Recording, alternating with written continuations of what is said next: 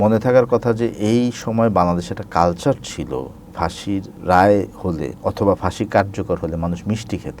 এই কামরুল সাহেবরা, মায়া, মোফাজ্জল হোসেন চৌধুরী, মায়া সাহেবদের, তারা তো নেতা, তারাই খেত, আর কর্মীদের কথা নাইবা বললাম। ফলে তারা মিষ্টি নিয়ে রেডি, এবং তাদের খুব আক্রোশ যে এত রাত কেন হচ্ছে, এত রাত কেন হচ্ছে। সো তাদের, আমাকে যেহেতু তারা চিনতো বা ফেসে চিনতো বা প্রেস কনফারেন্সে দেখছে, খুবই তারিখ হলো। এবং এরপরে কারারক্ষীরাই আমি দেখলাম যে আমাকে একদম মাথার চাপ দিয়ে তারা গাড়ির ভেতর বললো যে চলে যান। তো আমি বের হইলাম। বের হওয়ার আগে কারাগারের ভিতরে, আমরা কারাগারের ভিতরে তো দুটো গেট, প্রথম একটা গেট, তারপর আরেকটা। ওই ভিতর দিকে প্রথম গেট যেটা, ওই গেটের কাছাকাছি আসতেই তারা ফ্লাড লাইট জ্বালায় দিল, কারণ অনেকক্ষণ তো হয়ে গেছে, প্রায় রাত বাজে তখন, প্রায় 12টার বেশি। তো ইউজুয়ালি কামরুজ্জামান সাহেব, মোল্লা সাহেবের বেলায় প্রথম দুইটা, এটা তারা একজনেরটা করেছে 10টা 10-এ, মোল্লা সাহেবেরটা করেছে 10টা 10-এ, আর কামরুজ্জামান সাহেব এটা 10:30। আমাদেরটা অলরেডি দেরি হয়ে স্বাভাবিক, যেহেতু দুটো ফাঁসি প্রক্রিয়া তো একটু বেশি, দুটো পরিবারের সাক্ষাৎ। তো আমরা বের না হতেই তারা সব লাইটগুলো জ্বালায় দিল, বড় বড় লাইট। তখন আমরা দেখলাম যে সাদা প্যান্ডেল পুরো সব রেডি, ফাঁসির টেবিল সব রেডি। এটা তো এগুলো কিন্তু রিহার্সেল হয় তাদের, তো ওইখানে তো ওইগুলো বুঝলাম আর কি, যেগুলো সব হয়েছে।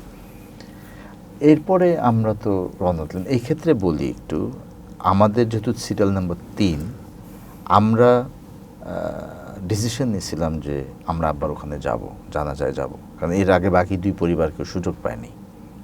তা আমরা ডিসিশন নিয়েছিলাম যে আমরা যাব, এবং ওইখান থেকে বের হয়ে মানে সাংবাদিকদের সাথে কথা বলতে গিয়েই ধরেন আমার উপরে ফিজিক্যালি অ্যাসল্ট শুরু হইল।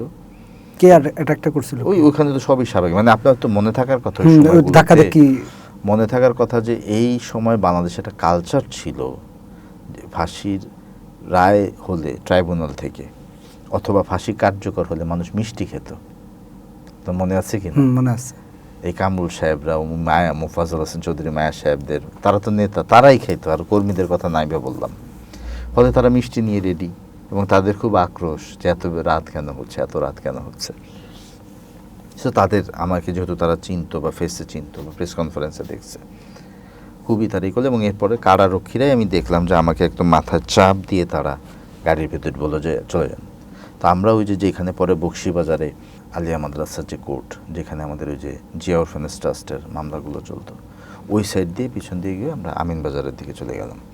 তো জার্নিটা টরিবল দুটো কারণে, একটা হচ্ছে তো আপনার রিস্কি, যে কোনো সময় যে আক্রমণের যে ব্যাপারটা। সেকেন্ড হচ্ছে যে আমাদের জন্য সাইকোলজিক্যাল যেটা, সেটা হলো যে আমরা সন্তান, আমাদের বাবা জানাজা পড়তে যাচ্ছি, যে বাবা এখনো মারা যায়নি, যে বাবা জীবিত। এবং এটা ভয়াবহ, এটা ভাবলেও, মানে এখনো ভাবলে আসলে সুস্থ বা স্বাভাবিক চিন্তা করা খুব কঠিন হয়।